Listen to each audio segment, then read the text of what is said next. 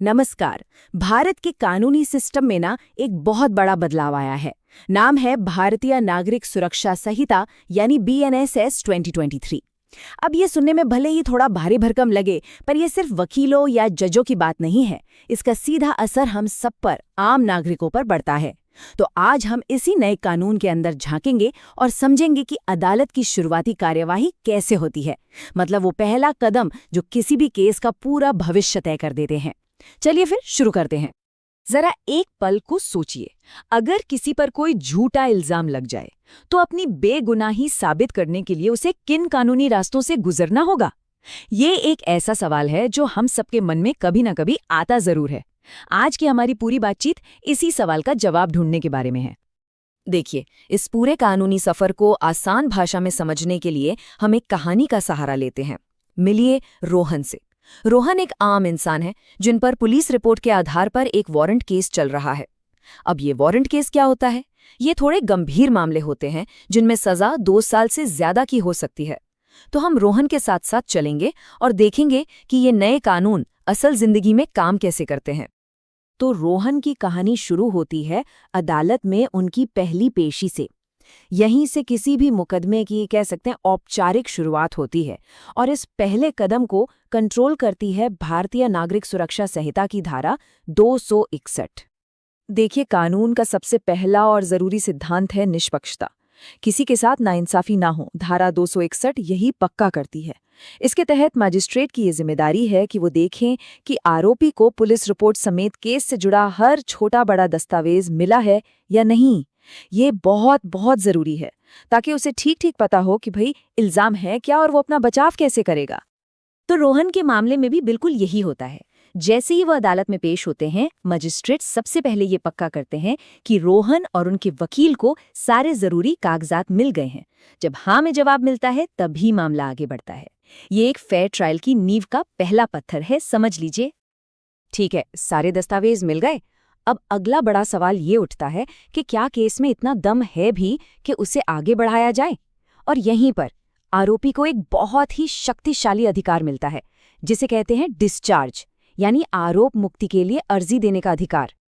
ये जो धारा 262 है ना, ये आरोपी को एक मौका देती है कि वो अदालत को बताए, देखिए मेरे खिलाफ जो भी आरोप हैं वो बेबुनियाद है, उनका कोई आधार ही नहीं है, इस केस को खारिज कर देना चाहिए। और सबसे खास बात जानते हैं क्या है? BNSS में इसके लिए 60 दिन की एक डेडलाइन तय कर दी गई है ताकि किसी को बेवजह की देरी से परेशान न किया जा सके। रोहन को अपनी बेगुनाही पर पूरा यकीन है, तो उनके वकील फौरन धारा 62 का इस्तेमाल करते हैं। वो 60 दिन की समय सीमा के अंदर ही अदालत में ये दलील देते हैं कि पुलिस की रिपोर्ट में ऐसा कोई ठोस सबूत है ही नहीं जिसके आधार पर रोहन पर मुकदमा चलाया जा सके। अब गेंद अदालत के पाले में है। अदालत को एक बहुत ही अहम फैसला लेना है। क्या रोहन के खिलाफ मुकदमा चलाने के लिए पहली नज़र में पर्याप्त सबूत हैं? इस प्रक्रिया को कहते हैं चार्ज फ्रेमिंग या आरोप तय करना। और ये मुकदमे का वो टर्निंग पॉइंट है जहां से केस की दिशा तय होती है। धारा 263 की प्रक्रिया बिल्कुल सीधी सादी है।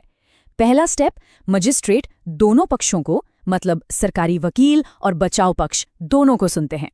दूसरा स्टेप, अगर उन्हें लगता है कि हाँ केस तो बनता है, तो वे 60 दिनों के अंदर लिखित में आरोप तय करते हैं। और तीसरा जो सबसे जरूरी है, ये आरोप आरोपी को उसकी अपनी भाषा में पढ़कर सुनाए और समझाए जाते हैं ताकि कोई कंफ्यूजन की गुंजाइश ही ना रहे। दोनों पक्षों की दलीलें सुनने के बाद अदालत इस नतीजे पर पहुंचती है कि मामले को आगे बढ़ाने के लिए पर्याप्त आधार मौजूद हैं।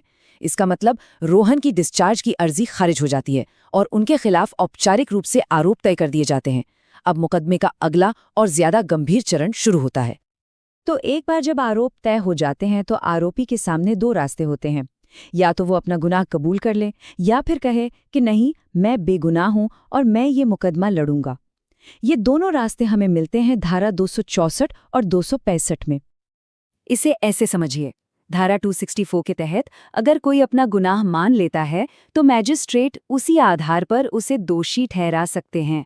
मामला वहीं छोटा हो सकता है। लेकिन अगर आरोपी धारा 265 के तहत कहता है नहीं, मैं दोषी नहीं हूं, तो फिर असली मुकदमा शुरू होता है।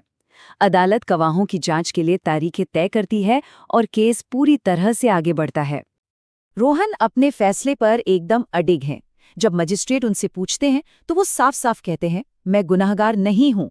इस एक बयान के साथ ही रोहन मुकदमा लड़ने का रास्ता चुनते हैं। अब केस उस पड़ाव पर पहुंच गया है जहां गवाहियां होंगी, सबूत पेश किए जाएंगे और सच्चाई सामने लाने की कोशिश की जाएगी।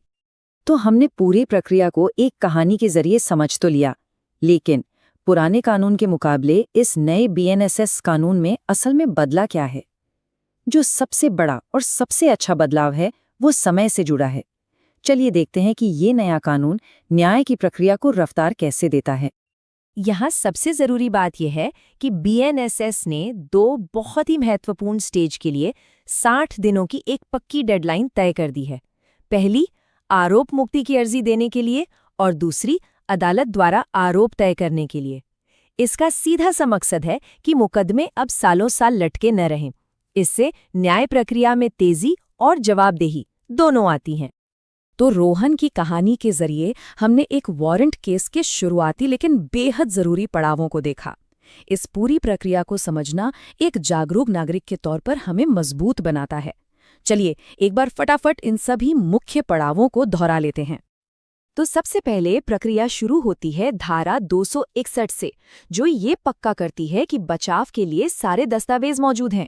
फिर आती है धारा 262, जो बेबुनियाद आरोपों से मुक्ति के लिए अर्जी देने का मौका देती है। अगर केस आगे बढ़ता है तो अदालत धारा 263 के तहत औपचारिक रूप से आरोप तय करती है। और आखिर में धारा 264 और 265, जहां गुनाह कबूल करने या मुकदमा लड़ने का विकल्प मिलता है।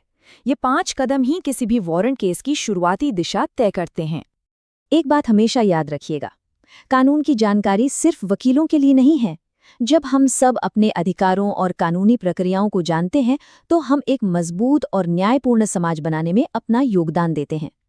अपने अधिकारों को जानें, क्योंकि आपका ज्ञान ही आपकी सबसे बड़ी ताकत है।